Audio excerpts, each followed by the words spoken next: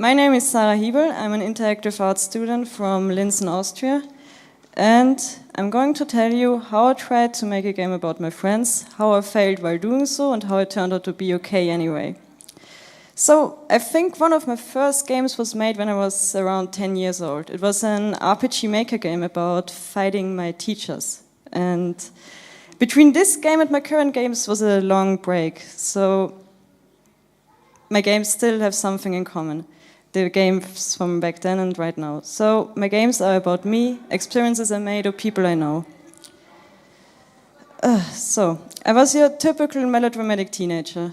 I experienced bullying very early on, which made me shy away from people really quickly. So I was sure people don't like me. And I thought to myself, if people just knew what I had to go through, if they just knew, they wouldn't judge me as bad and I would have tons of friends and whatever. But as your typical melodramatic teenager, I was writing all those sad things just in my Tumblr blog, so didn't find any friends. But when I started studying in 2012, I thought, yeah, I'm going to start over. I will find friends, and I thought I will make games about my experiences and how I am and do confessions with my games, kinda. So, what I was unable to tell people through conversations, I told them through my games. So far, I made a text-based game about the effort to control my subconsciousness, a dream diary about my lucid dreams. There's a screenshot of it. So, what did I make?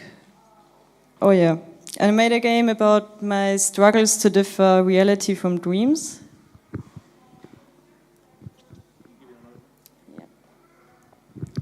You can see how the game looks here.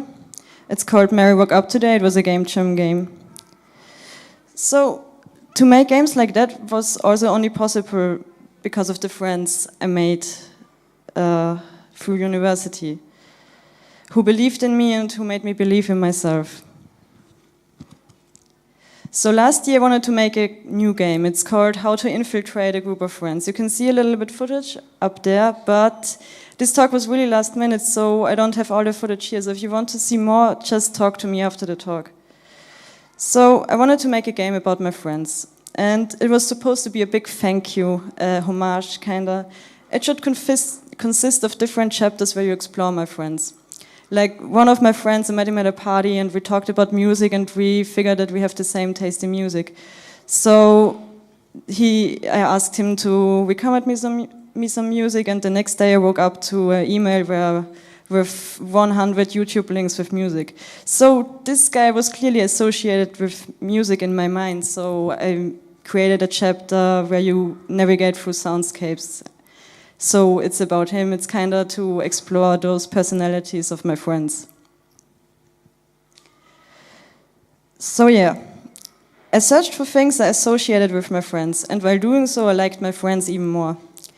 But the game slowly changed. While working on it, I wrote down memories I had of my friends.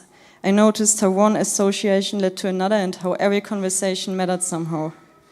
Even if it didn't seem like it while we talked, everything seemed connected, and it was almost scary how unpredictable social contexts are.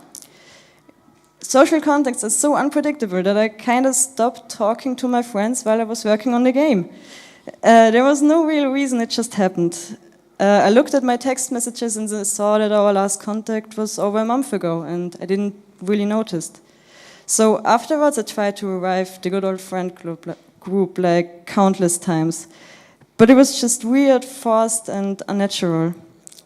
The conversations didn't seem to matter as much as they used to. And hanging out together wasn't that special anymore. So I tried to figure out why this happened, and my game changed from being a game about my friends, it grew to a game like kind of detective work, why the friend group vanished. So writing down memories for the game had a different purpose now. It was overthinking at its best.